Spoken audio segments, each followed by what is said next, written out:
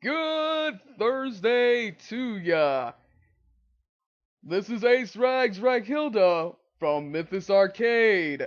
And today in gaming news, I am your host, Ace Rags Raghilda, and we have my co-host today, Kiros Type Cerna. We've been gone a week. What were we doing? Well, I had to get off my ass and work on Acecrafting. Mythis Arcade presents Acecrafting has not produced an episode in a month, and it was about time I got off my ass and did that. You can catch that episode in the link below in the description. We'll have that available to you shortly. Now let's get on with the news. Earlier this month, we unfortunately heard the news of Satoru Iwata passing away. What's the big question right now is what's Nintendo going to do? So far, it's being led by Shiga Miyamoto and Genyo Takeda. But out of those two, which one would you think would be best running for the company? Miyamoto as a game developer, or Takeda, who is better suited for businesses? The industry analysis think that Genyo Takeda would be the better choice of the two, because you don't want to put Miyamoto behind a desk and paper when his passion's in the gaming. Now, at first, I was I was thinking Miyamoto should actually be the president, but after speaking with Typh, I gotta agree with him, with Bro now that he should just stay as a game designer and not move up. Who don't know who Genyo Takeda is that he's actually the Nintendo developer of hardware, I believe. He's not in really making the games, but he's responsible for the Wii and everything. I think he might be better suited because I mean it's not really games he's making, but well he got some experience being a businessman. He's been in there longer than Miyamoto actually, I believe not. He's been with Nintendo for 40 years. Miyamoto has also announced that he's gonna be not hands on with the development of the NX. He is gonna be working on games rather than hardware. The NX is going to be interesting, I think. We'll find out more about that next year E3. For those people who watched the Food Network's Cake Wars, this week had an interesting cake that won $10,000.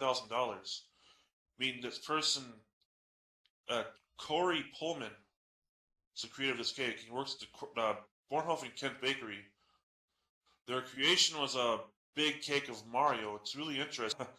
Everything you can think of Nintendo in it, almost. It's all Mario, got Koopas and everything. And it did win that contest. It got $10,000 for that win. It's pretty cool, I think. It goes to show the amounts of creativity that people have. I see a lot of gamers that have tons of creativity. You just see it every day. It's just amazing the things that they come out with.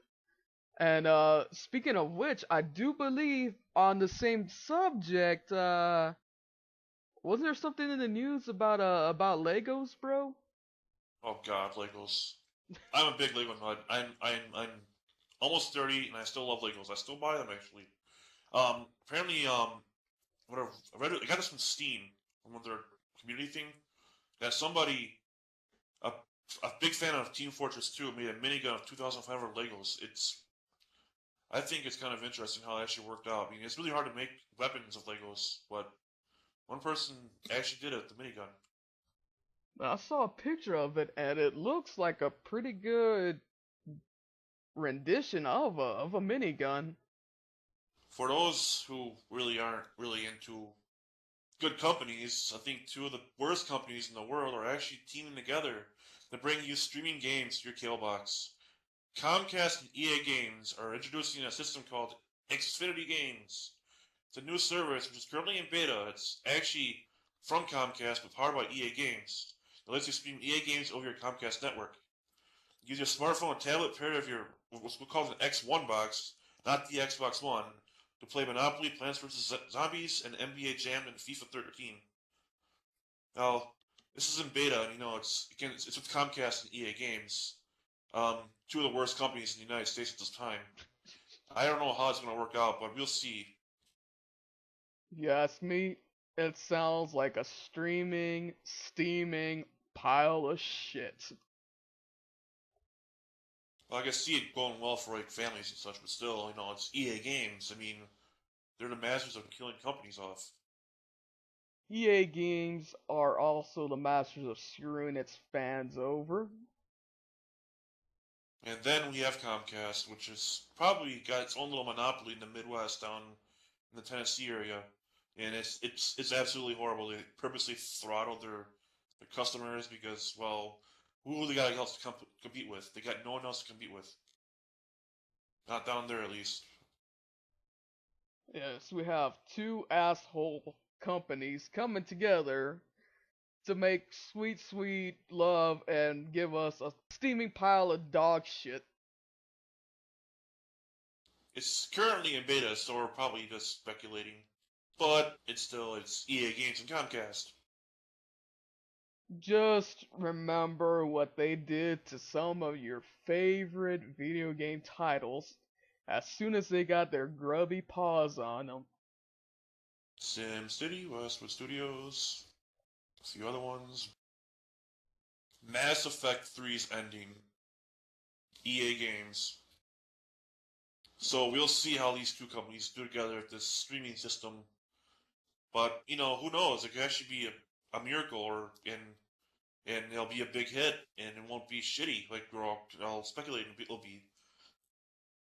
Metal Gear Solid 5 and Kojima Industries. Um, Apparently Konami has completely removed that company from their box and their company. So I'm not sure what's happening, but apparently Konami does not like Hideo Kojima at all. Apparently something happened. Of course, he was responsible for Silent Hill PT that was supposed to come out. And of course, obviously that's now cancelled. He was also responsible for the Metal Gear series. So we are talking about someone who, for Konami, has created them a very lucrative franchise. Now, what happened at E3 this year, Angry Joe asked a question that his fans wanted to know about the situation between Konami and Kojima, and representatives of the company actually told him, "You do not speak his name to us, you do not ask questions about him, we will ignore any questions about Kojima." Now, with this level of animosity towards one another, I am assuming whatever happened was a very hostile situation that ended the partnership between Kojima and Konami. Yeah, something happened Konami and Hideo Kojima that completely went nuclear. It had to go nuclear. I mean, if that would happen to E3, man, and it's like a taboo to speak to him about that. Something big happened, and I'm pretty sure down the road we'll find out what happened. But right now it's all quiet. It's trying to build down right now. As I said a long time ago, Konami probably shot themselves in the foot this one. On the topic of being pissed off and everything, John Smedley, the person behind Daybreak Games, apparently went all out on the Lizard Squad. Apparently after a guy named Julius Kivimaki. This guy is completely going after him because this guy was behind everything that pissed off John Smedley whoever. Wow. You look at John Smedley's Twitter and you see everything like going attack after attack. It's like, wow. Uh, this guy, I haven't seen a developer this pissed off in a long time. Back in 2014, Smedley's plane got grounded due to a bomb threat by his kid. And all his kid got was a 2-year suspended sentence for over 50,000 charges and no prison time. I mean, seriously, and that's like a felony. And yeah, Smedley wants to take further action after that. That's what this is about. He warned Kivik directly on Twitter that he would take a further legal action, ending his message saying, "I'm coming for you." Yeah, I mean, he's going as far as going to take this kid's parents to court. In other odd news, the Tour de France is happening this, I think, last week, and 3 people decided to troll it as Mario, Luigi, and Wario. Now, there's a video online somewhere. It's showing this, and it's At it's absolutely Cheeseburger, I hilarious. believe. It's absolutely hilarious to watch it. I mean, it's like they ran alongside cyclists, and Yep.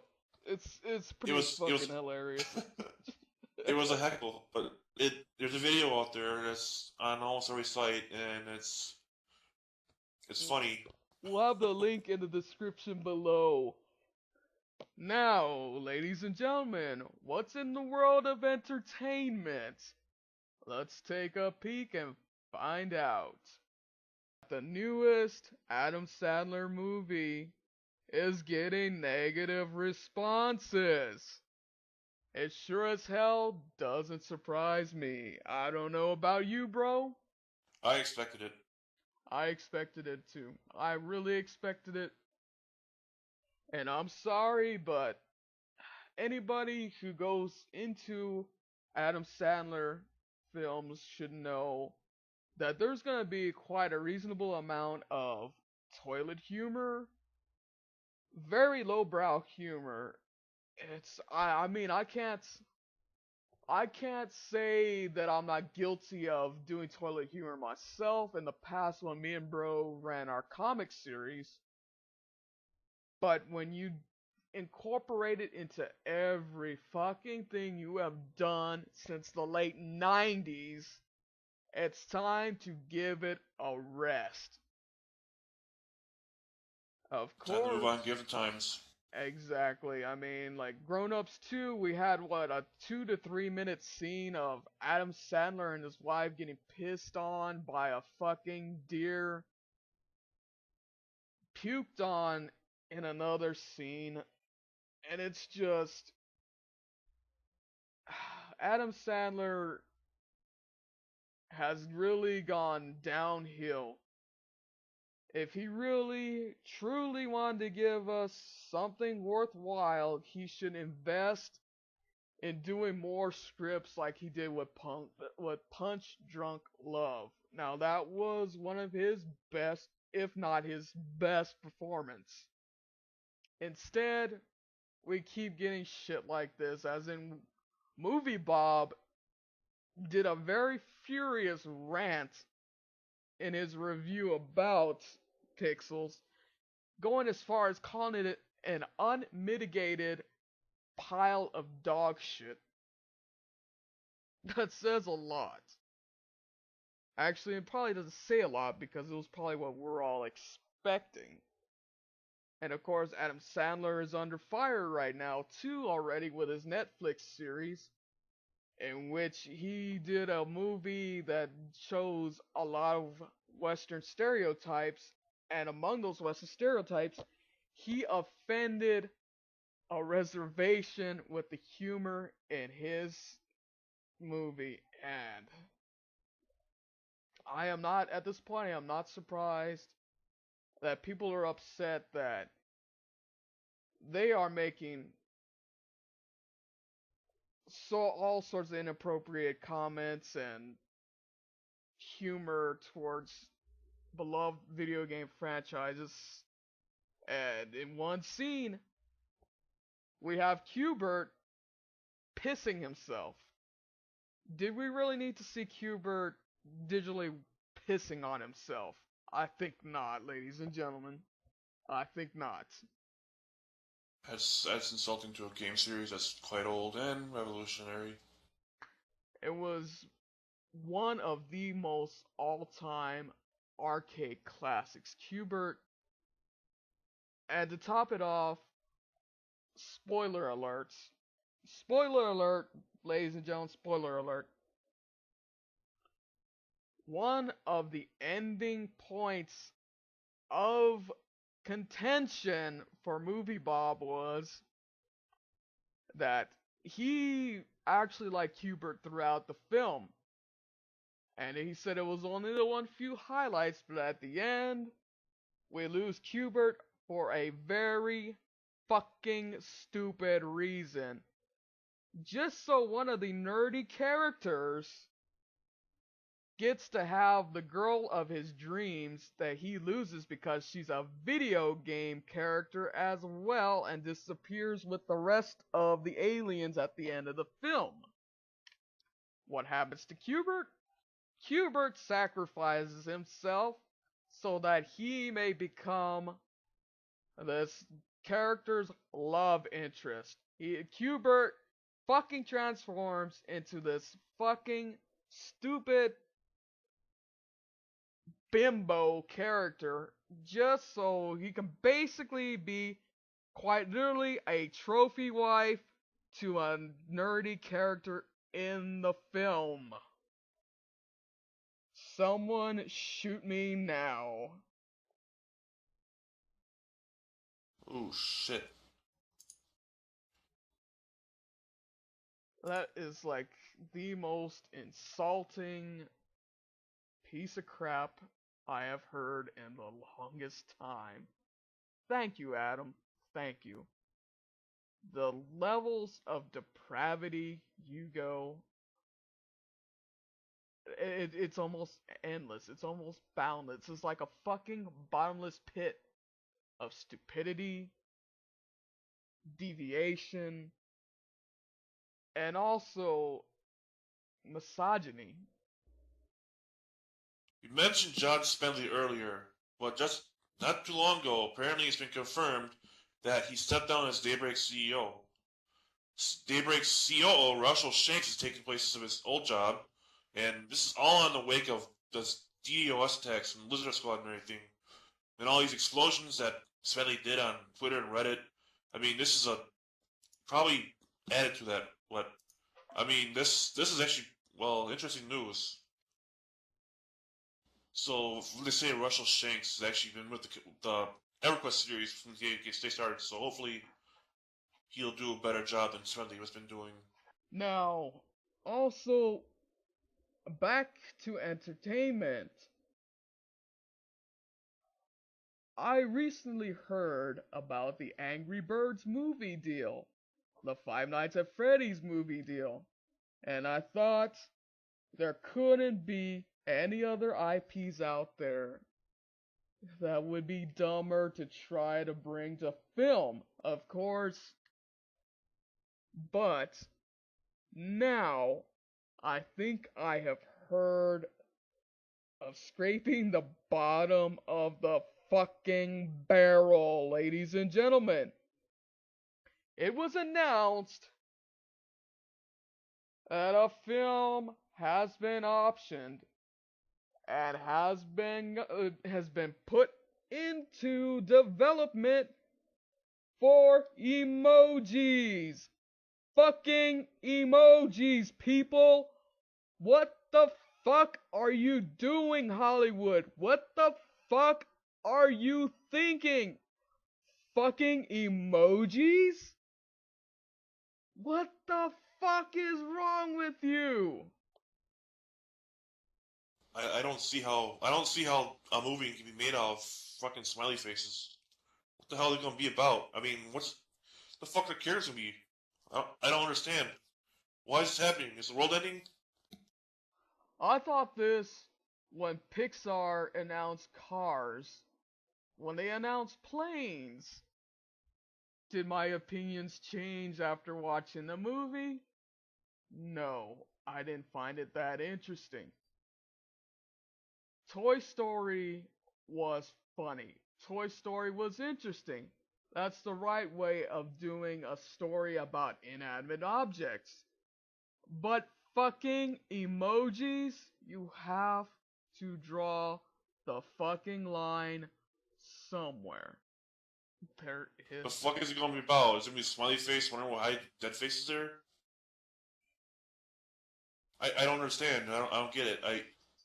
What the hell?